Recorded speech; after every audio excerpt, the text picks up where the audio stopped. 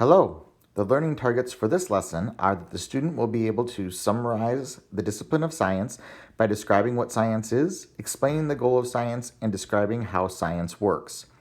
Before you start working through this, please make sure that you have done the reading and reading reflection called What is Science? How does it work? For this video, you will need to go ahead and go into Schoology and download this document, What is Science? How does it work? And be prepared to have that out to work with as we go through the following slides. All right, to start off with, what I'd like you to do is, based on the reading that you did prior to this set of slides, go ahead and define what is science in your own words. Go ahead and put that answer into the box on your handout. When you're done, come back here and restart the video.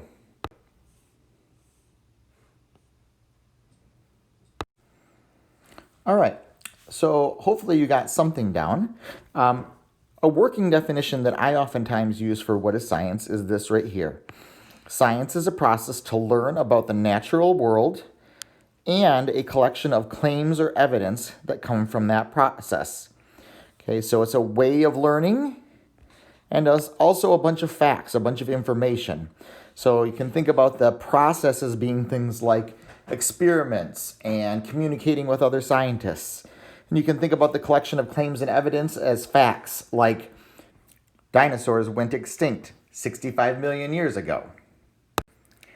Right? So look back at the definition you wrote, and it doesn't need to be these exact words, but do you have both of those ideas in it? Do you have the idea that science is a process, and also that science is a collection of facts or information or knowledge about the world around us? If not, adjust your definition at this point so that it does include both of those ideas. So if that's what science is, what does science want to do? Well, this brings us to the goal of science. Okay, so through that process, what it wants to do is it wants to provide us with explanations for why things happen in the natural world using the best evidence available. So you can go ahead and get that definition down in your box number 2 on your handout. As you look at that definition, you'll notice that there are two big words in there. One, explanations, and the other one, evidence, the two E words.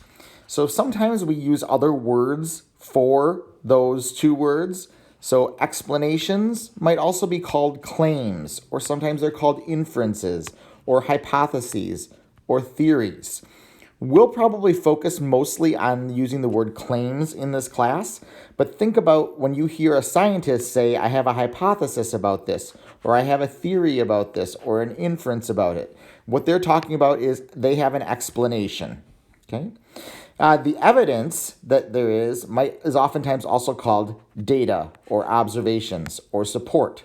And in science, those can come from a lot of different sources. They can come from studies, they can come from experiments, they can come from review of work that other people have done, they can come from case studies where they actually look at just specific things along the way. But all of those are types of evidence that can be used in science to support or the explanations that scientists produce.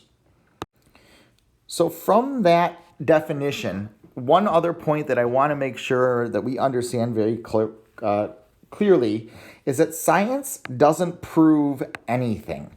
If you ever see an article or see something where someone says, or an advertisement where someone says, science has proven, okay? Oh, here's one. Science has proven that birthdays are good for you. Those who have the most parties birthday parties live the longest.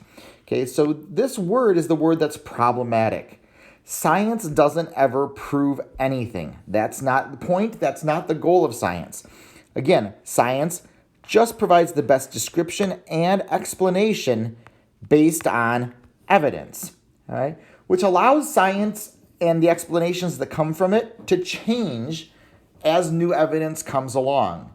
It's one of the most powerful things about science is that scientists are willing to change their mind if there's better evidence than what they have currently.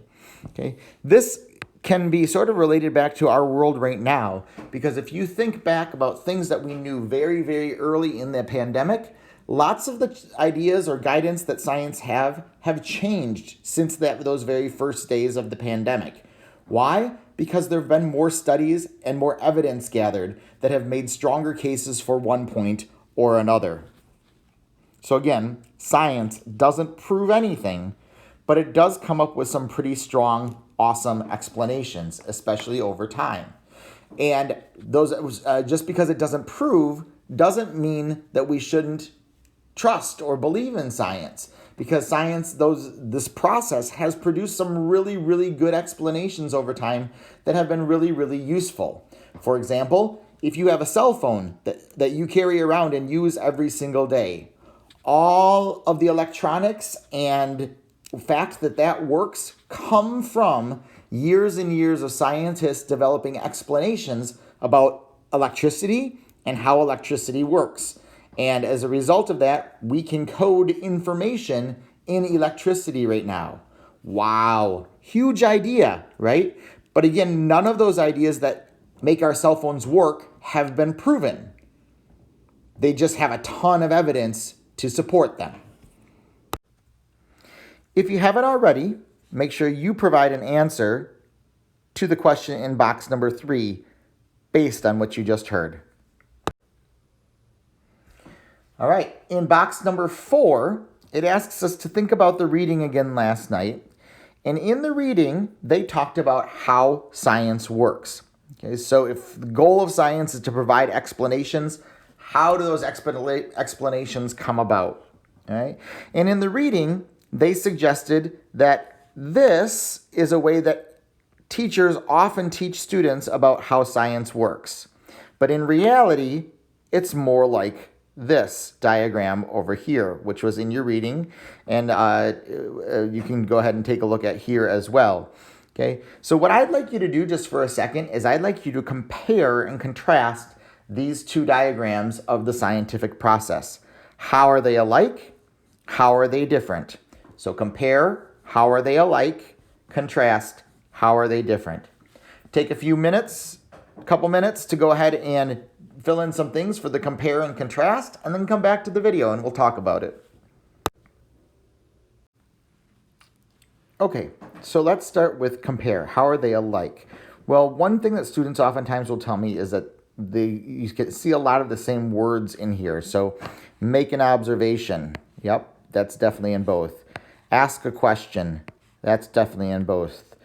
Make a hypothesis. Hypotheses. That's definitely in both. Conduct an experiment. It sort of talks about that here, right? It talks about going ahead and collecting or gathering data. That's kind of a way of conducting an experiment.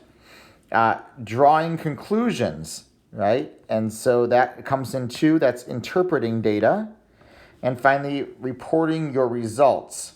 So that is this stuff down here for both of them. So you can see the same ideas in both of them, but that's kind of where the similarities end. So how are they different? Well, lots of different ways, right? This one over here is very linear. It makes it look like you start here, you end here, and you're all done, okay? The way that science really works is much more iterative or circular or non-linear, as we say, right? We can start the process of science pretty much anywhere in this diagram. And we might go from here to here and there to there and maybe back to here and over to here and sometimes back up to there, depending upon where we are and what the answers and what the evidence is telling us. A second major difference that you may have noticed is that this circle down here has no counterpart on the other side. This says benefits and outcomes. And so this is really how science connects to the real world, because there is a real world connection. There are all kinds of things that we can do with science: developing technology, informing policy, satisfying people's curiosity, building knowledge. All of those are things, solving everyday problems are things that we can do with science. That is really an important part of that, because it leads to more exploration and discovery. It leads us to testing more ideas, etc. Okay. The other thing that's not real big over here is it says reporting your results, but it doesn't really get into the fact that science is really a human endeavor. And so it requires us to communicate and talk to other people and deal with other scientists and other people in general, just to make sure that our data is good, and also so that we can combine our efforts to come up with stronger and stronger and stronger ideas. And finally, the last thing that I would say is a contrast is that the real process of science is much, much, much more complex than maybe the process of science you have been taught before. Lots of different ways and lots of different directions it can go, lots of different starting places, lots of different places where a person might choose to end the work that they're doing as well. So take a moment, if you haven't already, and add some more ideas to box number 4, if you haven't already. All right, next, I'd like you to spend a minute or two, again, looking at the blown up version of the How Science Works diagram. This is in your handout. It's there in English and in Spanish, so if that having it in Spanish helps you, you can use that as well. But what I'd like you to do is I'd just like you to look through it, look at it, and try to make connections, all right? And in the end, what I'd like you to do is, in box number 5, write down 3 observations. Try to make them somewhat sophisticated if you can, but any 3 observations about the diagram. What do you notice about it? What do you think's important about it, etc.? Yes, any connections you can make. Okay, so take a minute and go ahead and do that. Then come back to the video. Okay, then the next question I have for you is, what is central to this diagram? Now that should be a super, super easy answer. So go ahead and take a look at it. But what is central to this diagram, to the process of how science works?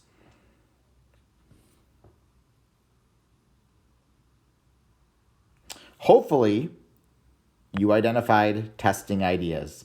That testing ideas is the key idea for how science works. In order to figure out whether an idea is good or bad, we have to test it. We have to take it out and find some information about it, talk to other people about it, do experiments about it, etc. We need to test our ideas. And last but not least, what I'd like to point out is, as we get into this year, we're going to start bringing up ideas about innovation. When people want to innovate, what do I mean by that? I mean find problems and make solutions. And if we're finding problems and making solutions, we might see parallels to that within the scientific process, within the ideas of how science works. So in your handout, there are 4 different innovation terms I want you to work with. For each one of them, you are going to pick one of these 4 circles, one of the colored circles on here, to go ahead and think about which circle matches that statement best. Which circle matches that statement best, right? Not important that you get them exactly right, but think about what those words mean and how are they related to the words that are in the diagram. Go ahead and do that for those 4 terms and then come back. We'll talk about them. All right, so let's roll down this thing. The very first innovation term we had was making claims and finding evidence. Now, you might remember earlier in this, I said when we talk about claims, that's us talking about finding explanations, right? Creating explanations. So in other words, and another term that we used for that was hypothesis, right? Finding evidence. That would be results or observations and how we interpret those. So that very first one, making claims and finding evidence, matches up very, very well with this circle of testing ideas. Okay. Next one we had is customer discovery. Customer discovery, that means we go out to our customers and we discover things. So who are our customers in a scientific thing? It's other scientists and people. So what we want to do is we want to get responses back from them. So that fits best with this circle, community analysis and feedback. Getting feedback in peer review, having discussion, coming up with new questions, those kinds of things. The third one we have on there is making solutions. Okay, so making solutions means we take the evidence that we have and we do something with it. Well, let's go ahead and think about that in terms of this one, benefits and outcomes, right? Informing policy, developing new technology, solving problems. So there it is, right? So that one fits best with the circle of benefits and outcomes. And the last innovation term we had was finding problems.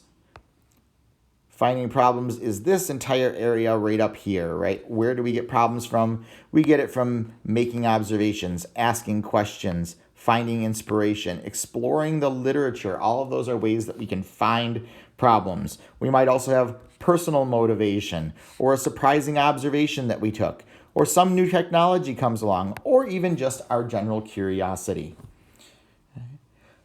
Okay, so hopefully from this discussion, you got a better idea of what science is, what the goal of science is, and how science works. Once you've completed the handout, go ahead and upload that to Schoology, and then you are done for this lesson. See you next time.